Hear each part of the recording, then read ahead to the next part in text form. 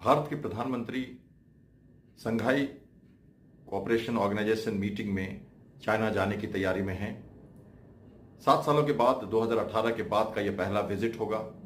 हालांकि इसके पीछे हमारे राजनाथ सिंह जी या हमारे डोवाल जो हमारे नेशनल सिक्योरिटी एडवाइजर हैं, हमारे फॉरेन मिनिस्टर, ये सब कई बार इस साल जा चुके हैं वहां पे। राजनाथ सिंह जी ने पहले एक जो डिक्लेरेशन था जिसमें टेररिज्म पहलगांव का मेंशन नहीं किया, उसे साइन नहीं किया था। प्रोटेस्ट हम दिखाते रहे हैं।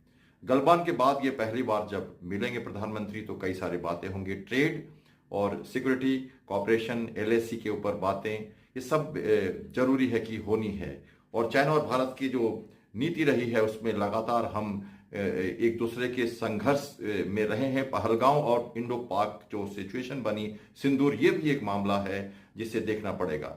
देखिए, ब्रिक्स में जब मिले थे प्रधानमंत्री जिनपिंग से तो उसके बाद आके हमने गलवान की क्राइसिस और हमने डिसंगेज कर लिया था अपने को नवंबर 2024 में। और उसके बाद से हमने अभी भी 50,000 से ज्यादा सैनिक वहां पर हैं और उसे फाइनलाइज अभी और करना है। तो ये बातें भी होंगी, पुतिन भी वहां पर होंगे और पाकिस्तान भी वहां पर होगा। और आपको याद होगा कि ऐसे ही किसी मीटिंग में पुतिन को कहते हुए सुना गया था हमारे प्रधानमंत्री को कि ये युद्ध का समय नहीं है, जो हमें याद होगा कि 2022 में कहा था प्रधानमंत्री ने।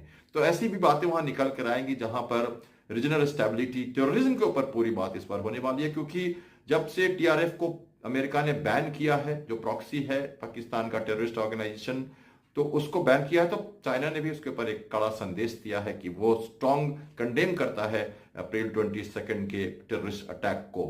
तो चाइना और भारत जो टैरिफ वार है अभी 50% लगा हुआ हमारे चाइना जो अमेरिका ने भारत पे लगाया है, उस पर भी हमारी और चाइना की और रशिया की, तीनों की एक ट्रायंगुलर ये एक बनता माहौल दिखता है। क्योंकि वन वे शो शायद मुश्किल होगा भारत के लिए। अभी तक हमने कोई रिटेलिएशन नहीं किया, हमारे पास टाइम है कुछ दिनों का।